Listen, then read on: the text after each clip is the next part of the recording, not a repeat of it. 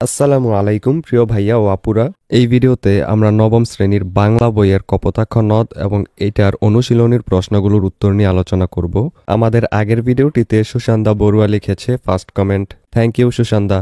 মূল ভিডিওতে যাওয়ার আগে তোমাদেরকে একটা আপডেট জানিয়ে রাখি, তোমাদের নিশ্চয়ই এক এক বিষয়ের প্রাইভেট পড়ার জন্য এক এক স্যারের কাছে দৌড়াদৌড়ি করতে হয়। এতে করে অনেক সময় এবং অনেক টাকাও খরচ হয়। কেমন হতো যদি একই জায়গায় সবগুলো সাবজেক্টের প্রাইভেট পড়তে পারতে, আর টাকাও লাগতো অনেক কম। সেই কথা ভেবেই তোমাদের জন্য 10 মিনিট স্কুল একটি অনলাইন কোর্স লঞ্চ করেছে, যেখানে খুব অল্প খরচে গোছানোভাবে সকল বিষয়ের উপর ক্লাসগুলো নেওয়া হবে। ডেসক্রিপশনে লিংক দেওয়া আছে, সেই লিংকে ক্লিক করে বিস্তারিত জেনে যদি কোর্সটি ভালো লাগে তাহলে আজই ভর্তি হয়ে যাও সেই কোর্সে। এবার চলো ভিডিওতে ফিরে যাক।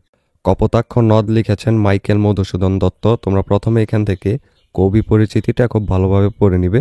এরপর এই কবিতাটি পড়ার আগে একদম নিচের দিকে চলে যাবে, সেখানে শব্দার্থ ও টিকা পাবে।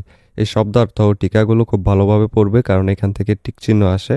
আবার এই কঠিন শব্দগুলো জানতে পারলে তোমরা উপরে কবিতার কোন জায়গায় কোন শব্দটা কোন অর্থে ব্যবহৃত হয়েছে সেটাও ভালোভাবে বুঝতে পারবে। এখান থেকে এমসিকিউ আসে এরকমভাবে, যেমন সতত অর্থ কি। এরপর একটা অপশন থাকবে সর্বদা এবং বাকি তিনটা অন্যান্য অপশন থাকবে, সেখান থেকে তোমাকে সর্বদা টিক দিতে হবে। এরপর ক নাম্বারও এরকমভাবে আসতে পারে, যেমন নিশা অর্থ কি, এর অর্থ হলো রাত্রি, তোমাকে লিখতে হবে।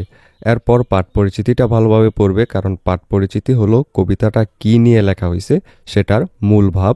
এখানে একটা কমন প্রশ্ন হলো কবিতাটি কোন গ্রন্থ থেকে নেওয়া হয়েছে বা কোন জায়গা থেকে নেওয়া হয়েছে। সেটা হলো কপোতাক্ষ নদ কবিতাটি কবির চতুর্দশপদী কবিতাবলী থেকে গৃহীত হয়েছে বা নেওয়া হয়েছে। এই প্রশ্নটা কিন্তু ক নাম্বারে আসে, আবার টিক চিহ্নের মধ্যেও আসে। এগুলো একটু ভালোভাবে দেখবে। এরপর পুরা কবিতাটা তোমরা একটু পড়ে নিবে। এরপরে নিচে চলে আসবে অনুশীলনী অংশে। প্রথম যেই বহু নির্বাচনী প্রশ্ন সেটা হলো কপোতাক্ষ নদ কবিতাটি রচনাকালে কবি কোন দেশে ছিলেন। এটার অ্যান্সার হবে ফ্রান্সে। এবং 2 নম্বর কোয়েশ্চেনটা, এটার উত্তর আসলে এখানে সঠিক একটাও নেই, তাই আমরা এটাকে স্কিপ করছি। এরপর 3 নম্বর কোয়েশ্চেনটা হলো, এখানে একটু কবিতার অংশ দেওয়া আছে। প্রবাস জীবনে ফাস্টফুডের দোকানে কত খাবার খেয়েছি আমি জীবনে, মায়ের হাতের পিঠার কথা ভুলি আমি কেমনে। এখানে এটার আলোকে 3 নম্বরে যে কোয়েশ্চেনটা করছে সেটা হলো কপোতাক্ষ নদ কবিতার কোন বিষয়টি উদ্দীপকটিতে প্রকাশ পেয়েছে। এটা হলো স্নেহাদরের কাতরতা। এরপর 4 নম্বর অনুচ্ছেদটির মূল বক্তব্য নিচের কোন চরণে ফুটে উঠেছে। এটা হলো এই স্নেহের তৃষ্ণা মিটে কার জলে। এরপর সৃজনশীল প্রশ্নের মধ্যে এখানে আগের মতোই একটা উদ্দীপক দেয়া আছে, তোমরা এই উদ্দীপকটা ভালোভাবে পড়ে নিবে। এটার আলোকে ক নাম্বার কোয়েশ্চেন হলো সনেটের শতকে কি থাকে।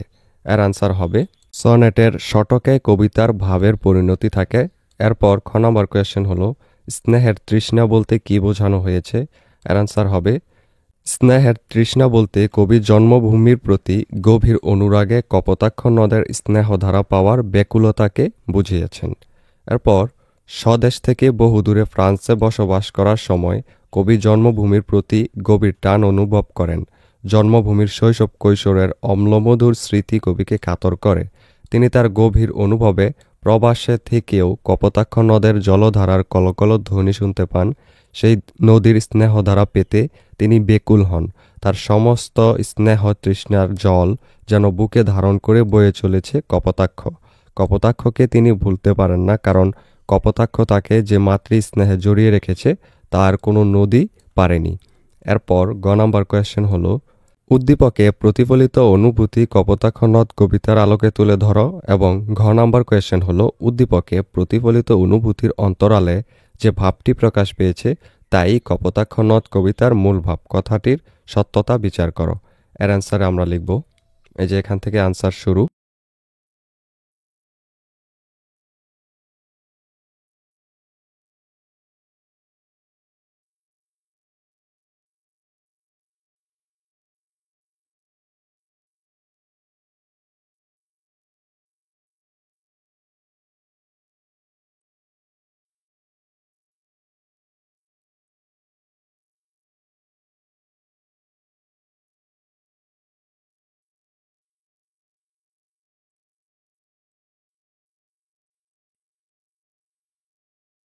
এর উত্তর এই পর্যন্তই। পরবর্তী ভিডিওতে আমরা জীবন সঙ্গীত হেমচন্দ্র বন্দ্যোপাধ্যায়ের লেখা এটা নিয়ে আলোচনা করব। সেজন্য অবশ্যই সাবস্ক্রাইব